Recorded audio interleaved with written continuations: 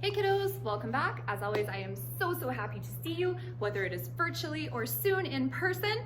Making sure you remember, I am on the Google Meet with you. So I am watching that you're writing on your whiteboard. I'm watching that you're responding when I ask you to, and I'm monitoring the chat. So if you have any questions, you can just shoot them to me there. Okay, let's get into the Aztec origin story. The story of our civilization is always super important. This is what we tell ourselves that creates the national identity. Who are we? What do we value? Or why do we value what we value? So here we go. The Aztec people started as a semi-nomadic group. Their mythological homeland was a place called Aztlan. Just like the Angles lived in Angleland, the Aztec came from Aztlan. No one's really sure where this is. By the time the Aztec people arrived in the Valley of Mexico, it had passed into the realm of mythology.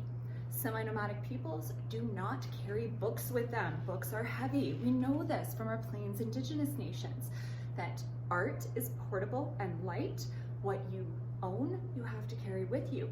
So being semi-nomadic, we don't have the really detailed written records that we have with, say, a Mayan civilization, which are fully settled and not nomadic in any way. Okay, it's driving me nuts.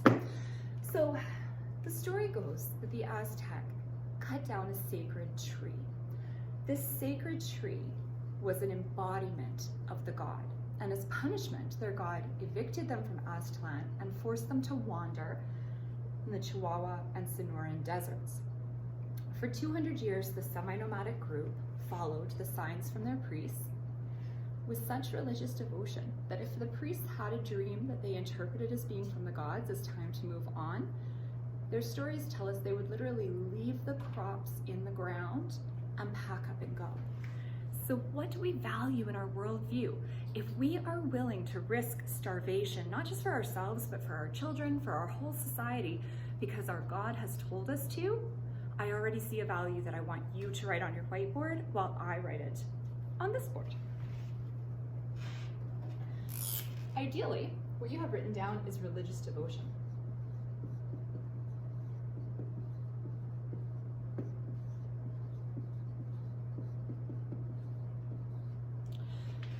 Now, the lands the Aztec are traveling through are not hospitable places. These are deserts. What kinds of things do we face in deserts? We face a constant struggle for survival, obtaining fresh water, dealing with creatures that we don't really love, like tarantulas, snakes, scorpions. We have this struggle to plant and harvest, the struggle to find food on a daily basis. What are we going to value? What type of person or personality trait is going to make us a good Aztec? All right, let's get some ideas. If we said physical strength, absolutely. You need to be in kind of peak condition if you are going to survive this. If you said resiliency, the ability to kind of bounce back, to adapt and overcome, to deal with our situations, you are also very correct. Resiliency. And these are not uninhabited places. Everywhere we go, we're bumping into other tribes and groups. We're saying, well, we're gonna stay in your land. You may or may not like this. We're gonna stay here now. We're gonna stay there now. We're moving always into conflict with other groups. So this especially intensifies as we get into these fertile lands towards the Valley of Mexico, constantly in conflict with other groups. What type of person is going to survive that best? Well, it's going to be someone with physical strength, but we all know the gentle giant type who are plenty strong, but not super aggressive. So we're gonna need people who are warlike. All right, so we have warlike, militaristic. Oh no, I'm running out of board. So you should have these things written down on your whiteboard now. And I want you to think a minute, and I want you to underline the same ones that we saw in our Spanish worldview after those years of conflict with the Moors. We had a society full of religious devotion. We had a society that valued physical strength, and we had a society that valued militarism. So we have two societies that are actually quite similar in the things they value about their own citizens. This is going to lead us to some predictive behavior about how these two societies interact. But for now, I'm going to illustrate that the Aztec did in fact value these things by sharing with you some of their stories. Okay, here comes my stool. Now, you know me. You know that I love a good story. So here we go. As the Aztec are moving into the Valley of Mexico, they come into contact with a tribe called the Culwa.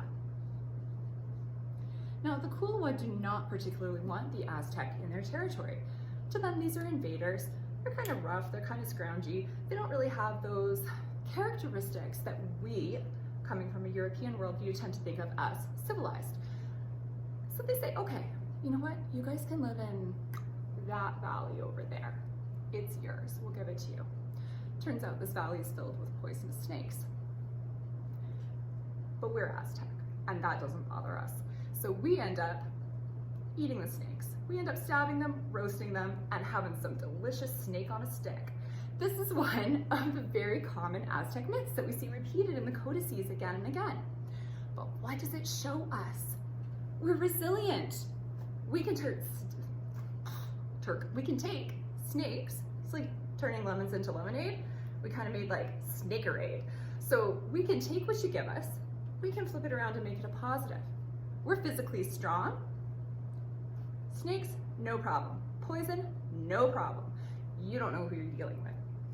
So our national mythology is telling us that the best things we can be are brave, adaptable, strong. Another piece of Aztec mythology that is going to tell us the exact same thing in a totally different way is our story about our god Huitzilopochtli. Okay, Huitzilopochtli again. Oops, ruh-roh. There we go. Huitzilopochtli being our god of the sun and also of warfare. Huitzilopochtli was the victim of an assassination attempt by his sister, Coyolxauhqui. Coyolxauhqui was unhappy that her mother, Coatlicue, was having this new child. This child that was going to outshine them all. Coatlicue is killed by Coyolxauhqui and her 400 brothers. Huitzilopochtli survives, like Athena, remember from grade 6, where she like busts out of Zeus's head? Okay, same deal with Huitzilopochtli. Huitzilopochtli kills his sister Coyolxauhqui, kills his 400 brothers, and he ascends to his place in the heavens where he is the god of the sun. But every night, every single night, the moon, Coyolxauhqui, and the 400 brothers in the stars have to do battle with Huitzilopochtli for the sun to come up in the morning. So again, what do we value as a people? What is our God showing us? We're physically strong. We have to fight every day. Life is a struggle. Every day, all of this desert nomadicism, it led us to this point where what our God tells us is that you do not get a sun in the morning unless I have done war all night long. And that is going to be very important in the way we understand the world. So we Aztecs are thinking of this world as a dangerous place. It is never easy, it can never be taken for granted, and you are always going to be in conflict. Now, the Aztec weren't the only ones who thought exactly this way. Many of the Nahuatl groups had very similar mythologies. So one story I really like that shows the general, again that word zeitgeist, right? That ghost of the time that guides us, the idea or overarching worldview of the time, that we need to be resilient, we need to be brave, we need to be willing to sacrifice ourselves, is the story of the rabbit in the moon. Interesting fact, if you go to Mexico, you can still get like ice cream flavors that are called rabbit in the moon, because this is their version of the man in the moon. So, how did the rabbit come to be in the moon? Ha! Glad you asked, because I'm gonna tell you. So, in the Aztec world, there had already been 4 sons, and each of these 4 sons had met a terrible end, usually at the hands of Quetzalcoatl or Tezcatlipoca. Because in the Aztec world, the gods are not binary good or bad. They have qualities of both, and when they get angry, they can destroy everything. And when they feel helpful, they can bring you all the wisdom there is. So 4 times the sons have died. The last one was in a flood because she was the goddess of jade. And being a very pretty and very sweet goddess, she was also very sensitive. Now, is sensitive on our list of things that we look for in a good Aztec? No, it is not. So one of the other gods starts taunting her and tormenting her and insulting her. And this poor goddess of jade gets so upset she starts to cry. And she's crying uncontrollably until she extinguishes herself.